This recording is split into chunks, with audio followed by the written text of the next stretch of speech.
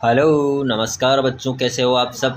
I hope सब बढ़िया होंगे बच्चों, तैयारी में जुट गए होंगे। साथियों, आज अपन पढ़ेंगे इस क्लास पर 40 ऐसे महत्वपूर्ण क्वेश्चंस जो आगामी एग्जाम जैसे चतुर्थ श्रेणी और बीएसटीसी वाले विद्यार्थियों के लिए यह क्लास बहुत ही इंपॉर्टेंट है। तो जुड़ जाइए क्लास से और बने रहिए वीडियो के अंत तक। जितने भी बच्चे नए जुड़े हैं चैनल को सब्सक्राइब कर लो। ओके, आ जाते अपनी क्लास पर। अपनी क्लास का यहाँ पर पहला क्वेश्चन है, वो है बच्चों कि झालावाड़ के सूर्य मंदिर को किसके रूप में जाना जाता है। तो झालावाड़ का सूर्य मंदिर है उसको किस रूप में जाना जाता है बच्चों। देखते हैं, 7 सहेलियों का मंदिर, सास बहू का मंदिर, कुंवारी कन्या और रसिया का मंदिर, या फिर चारमुख मंदिर।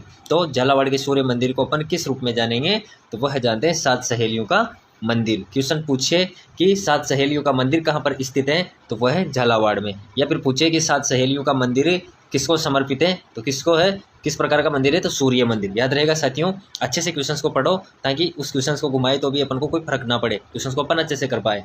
तो झालावाड़ के सूर्य मंदिर को 7 सहेलियों के मंदिर के रूप में भी जाना जाता है। याद रखना बच्चों, रहेगा आपको याद अच्छे से। ओके, बढ़ते हैं नेक्स्ट क्वेश्चन पर। नेक्स्ट क्वेश्चन है अपना कि उनियारा चित्रकला शैली चित्रकला की किस शैलियों का मिश्रण है। तो उनियारा चित्रकला शैली है वो किन किन चित्रकला शैलियों का मिश्रण है, यानी कि 2 या 3 चित्र शैलियों का मिश्रण देखने को मिलता है उनियारा शैली में। तो कौन कौन सी चित्र शैली का देखने को मिलता है, देखते हैं अपन। जयपुर और बूंदी शैली, अलवर और कोटा शैली, कोटा और आमेर शैली, या फिर बीकानेर और आमेर शैली। तो उनियारा चित्रकला शैली है बच्चों, वह आपके जयपुर और बूंदी शैली का दोनों का मिश्रण इस पर देखने को मिलता है। जो उनियारा चित्रकला शैली है इस पर जयपुर और बूंदी दोनों जगह की जो चित्रकला शैली है वो देखने को मिलती है आपको। अच्छा क्वेश्चन है, याद रखने लायक क्वेश्चन है साथियों। नेक्स्ट क्वेश्चन पर आते हैं अपन। नेक्स्ट क्वेश्चन है कि भीम की डोंगरी एवं बीजक की पहाड़ी राजस्थान की किस सभ्यता से संबंधित हैं।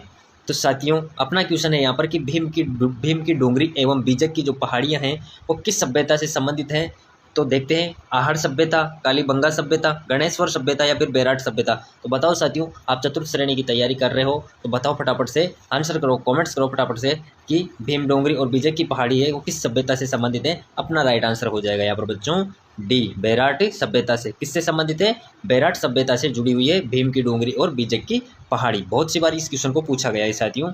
ओके, नेक्स्ट क्वेश्चन पर आते हैं अपन। नेक्स्ट क्वेश्चन है कि राजस्थान में कजली तीज का त्यौहार एवं मेला प्रसिद्ध है। तो जो राजस्थान में कजली तीज का त्यौहार एवं मेला प्रसिद्ध है वो कहाँ का प्रसिद्ध है बच्चों, तो पुष्कर, बारां, बांसवाड़ा, या फिर बूंदी। तो अपन के पास 4 ऑप्शन है, इनमें से कौन सा अपना राइट हो जाएगा, डी अपना राइट हो जाएगा। बूंदी की जो बूंदी है वहाँ की कजली तीज का त्यौहार एवं जो मेला है वो प्रसिद्ध है बच्चों। नेक्स्ट क्वेश्चन पर आ जाते हैं अपन। नेक्स्ट क्वेश्चन है कि पुरिया नामक पात्र हिस्सा है। तो पुरिया नामक जो पात्र है वो किसका हिस्सा है, तो देखते हैं, जसमा ओडेन नृत्य नाटिका का, गौरी नृत्य नाटिका का, भवाई नृत्य का, या फिर रम्मत लोक नाट्य का। तो किसका है, तो पुरिया नामक पात्र है बच्चों, वह आपके रम्मत लोक नाट्य है उसका एक पात्र है, यानी कि एक हिस्सा है। ओके, आ जाते हैं नेक्स्ट क्वेश्चन पर। नेक्स्ट क्वेश्चन है अपना यहाँ पर कि राजस्थान में हाइड्रोलॉजी एवं वाटर मैनेजमेंट इंस्टीट्यूट अवस्थित है। तो राजस्थान में hydrology and water management institute है साथियों, वो कहाँ पर स्थित है, तो कोटा में, गंगानगर में, बीकानेर में, और जोधपुर में। तो कहाँ पर स्थित है, तो हाइड्रोलॉजी एवं वाटर मैनेजमेंट इंस्टीट्यूट अवस्थित है आपके बीकानेर जिले में। कहाँ पर है, बीकानेर जिले में। याद रहेगा आपको अच्छे से बच्चों, दिमाग में बिठा लो क्वेश्चंस को साथियों, कैसे भी करो, साम दाम दंड भेद अपना काम है क्वेश्चंस को अच्छे से पढ़ते हुए दिमाग में बिठाना। एक बार में नहीं रहे याद, 2 बार पढ़ो, 3 बार पढ़ो, 5 बार पढ़ो, कैसे भी पढ़ो, बस रट लो क्वेश्चंस को अच्छे से दिमाग में बिठा लो कि जैसे ही एग्जामिनर हॉल में एग्जामिनर द्वारा पूछे गए प्रश्न अपने सामने होंगे तो अपन फटाफट से उनका आंसर कर पाए। ओके, आ जाते हैं नेक्स्ट क्वेश्चन पर। नेक्स्ट क्वेश्चन कह रहा है अपना, जनगणना 2011 के अनुसार राजस्थान में 1 मिलियन से कम जनसंख्या वाले जिले थे। तो साथियों, जनगणना 2011 के बारे में पूछा है, 2011 के बाद राजस्थान में कोई जनगणना नहीं हुई है बच्चों। तो अपना क्वेश्चन है 2011 की जनगणना के आधार पर कि राजस्थान में 1 मिलियन से कम जनसंख्या वाले जिले थे वो कितने थे, कौन कौन से थे। तो देखते हैं, सिरोही, बूंदी, केवल जैसलमेर, केवल प्रतापगढ़, या फिर जैसलमेर प्रतापगढ़। ऐसे कौन कौन से जिले थे, तो अपना राइट आंसर हो जाएगा डी, कि जो जैसलमेर और प्रतापगढ़ दोनों जिले थे उनकी जो जनसंख्या थी वो 1 मिलियन से कम जनसंख्या थी इन दोनों जिलों की।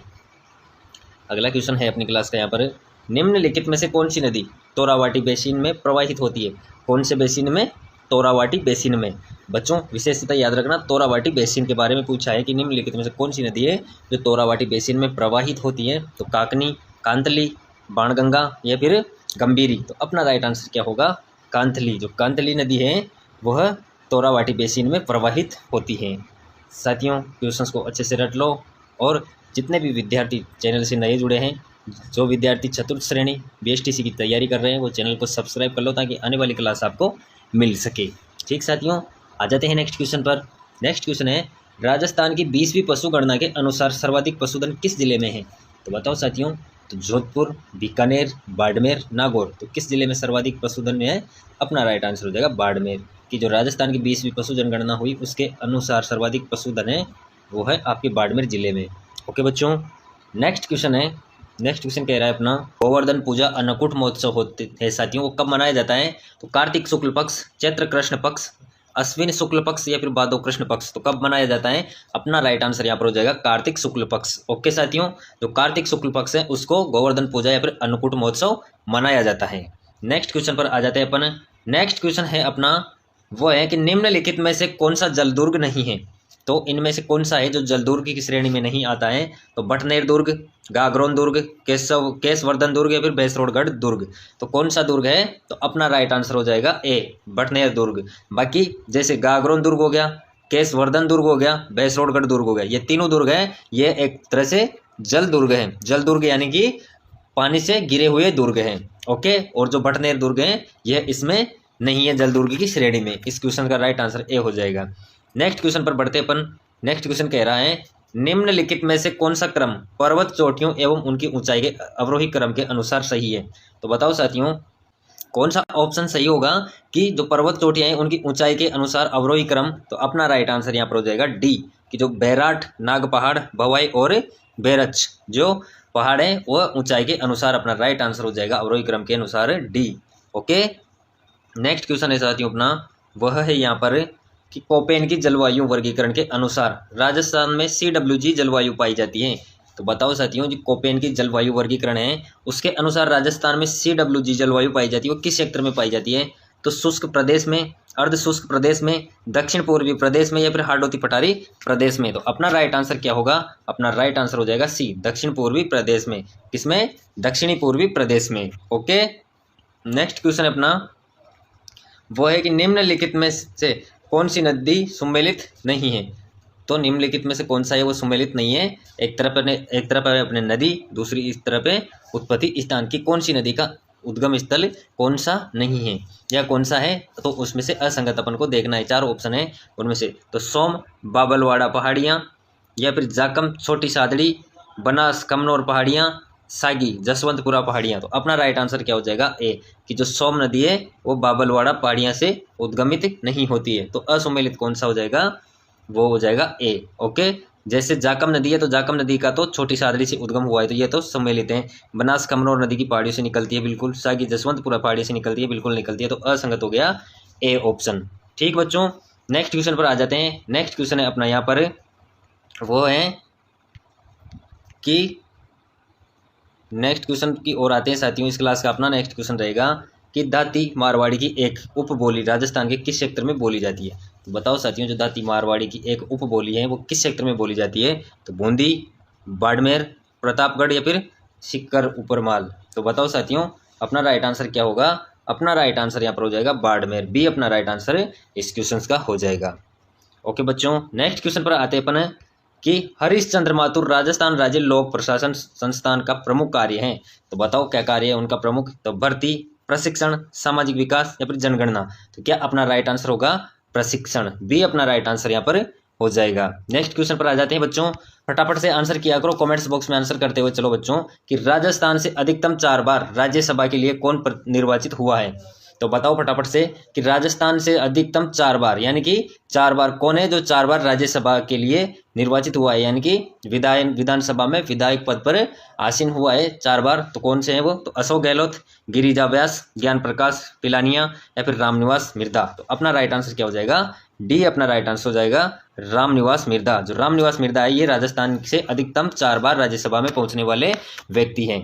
ओके, नेक्स्ट क्वेश्चन अपना, कि जिला कलेक्टर किस सेवा का सदस्य होता है। तो जिला कलेक्टर है वो किस सेवा का सदस्य होता है, तो भारतीय राजस्व सेवा, राज्य सिविल सेवा, भारतीय प्रशासनिक सेवा या फिर भारतीय पुलिस सेवा। तो जिला कलेक्टर होता है वह होता है भारतीय प्रशासनिक सेवा का अधिकारी, जो किसके अंडर पे होता है या फिर किसके होता है, किसके सेवा का सदस्य होता है, तो भारतीय प्रशासनिक सेवा का होता है। जो जिला कलेक्टर होता है वो भारतीय प्रशासनिक सेवा का सदस्य होता है। आ जाते हैं नेक्स्ट क्वेश्चन पर। नेक्स्ट क्वेश्चन है अपना कि विधानसभा निर्वाचन क्षेत्र अनुसूचित जनजाति के लिए आरक्षित है। तो कौन सा विधानसभा निर्वाचन क्षेत्र है जो अनुसूचित जाति के लिए आरक्षित है, तो देखते हैं उदयपुर, चित्तौड़गढ़, बांसवाड़ा या फिर भीलवाड़ा। तो कौन सा है, तो अपना राइट आंसर हो जाएगा सी, बांसवाड़ा। कि जो बांसवाड़ा विधानसभा निर्वाचन क्षेत्र है वो अनुसूचित जनजाति के लिए आरक्षित है। यहाँ की जो सीट है वो फिक्स है कि यहाँ से जो भी जितनी भी बार विधायक का चुनाव होगा उसके लिए जो सीट होगी वो अनुसूचित जनजाति के लिए आरक्षित है, यानी कि वह फिक्स है उनके लिए।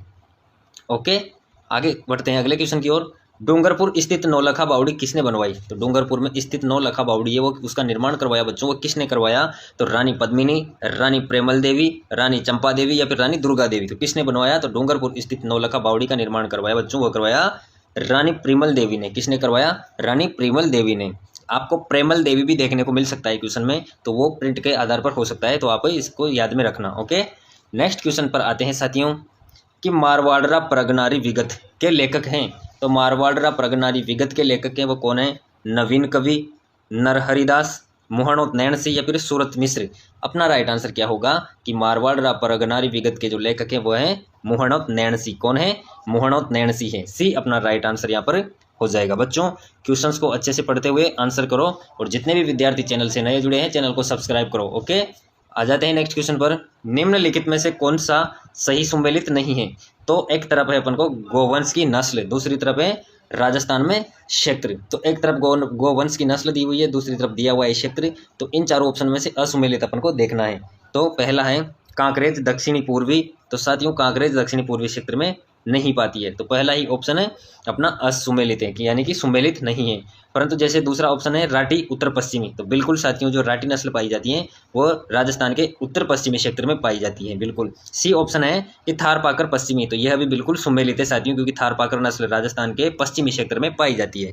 डी है कि गिर मध्यवर्ती दक्षिण पूर्वी क्षेत्र। हाँ, तो साथियों डी ऑप्शन भी सही सुमेलित है, क्योंकि राजस्थान का जो गिर नस्ल की जो गाय हैं वह राजस्थान के मध्यवर्ती एवं दक्षिण पूर्वी क्षेत्र में पाई जाती है। तो असुमेलित कौन सा लग रहा है यहाँ पर, तो सही सुमेलित नहीं है, वो है ए, कांकरेज गलत ऑप्शन है अपना, तो ए अपना राइट आंसर इस क्वेश्चन का हो जाएगा। नेक्स्ट क्वेश्चन पर आते हैं कि उत्तर दक्षिणी गलियारा राजस्थान के किस जिले से गुजरता है। तो उत्तर दक्षिणी गलियारा है वो राजस्थान के किस जिले से होकर गुजरता है, तो जयपुर, दौसा, धौलपुर, सवाई माधोपुर। तो अपना राइट आंसर क्या होगा, अपना राइट आंसर हो जाएगा सी, धौलपुर। जो धौलपुर है वहाँ से नहीं गुजरता है उत्तर दक्षिणी गलियारा। बढ़ते हैं नेक्स्ट क्वेश्चन पर। नेक्स्ट क्वेश्चन है साथियों निम्नलिखित में से किन जिलों का क्षेत्र बामट कहलाता है। तो क्वेश्चन कह रहा है कि निम्नलिखित में से किन जिलों का क्षेत्र है जो बामट कहलाता है। तो अपना राइट आंसर क्या हो जाएगा, अपना राइट आंसर हो जाएगा बच्चों ए, कि डूंगरपुर, उदयपुर और सिरोही, यह जो क्षेत्र हैं इन जिलों का जो क्षेत्र है वो बामट कहलाता है। नेक्स्ट क्वेश्चन है अपना यहाँ पर, नेक्स्ट क्वेश्चन पर अपन आ जाते हैं। वह कह रहा है नेक्स्ट क्वेश्चन यहाँ पर कि गोमती सागर पशु मेले का आयोजन निम्नलिखित में से किस स्थान पर होता है। तो बताओ साथियों कि गोमती सागर पशु मेले का आयोजन होता है वो निम्नलिखित में से किस स्थान पर होता है। तो बूंदी, कोटा, उदयपुर, झालरापाटन। तो कहाँ पर होता है, अपना राइट आंसर हो जाएगा डी, झालरापाटन। ओके बच्चों कि गोमती सागर पशु मेले का आयोजन होता है झालरापाटन में। नेक्स्ट क्वेश्चन पर आ जाते हैं। नेक्स्ट क्वेश्चन कह रहा है कि द्वितीय शाखा के समय चित्तौड़ पर किसने आक्रमण किया।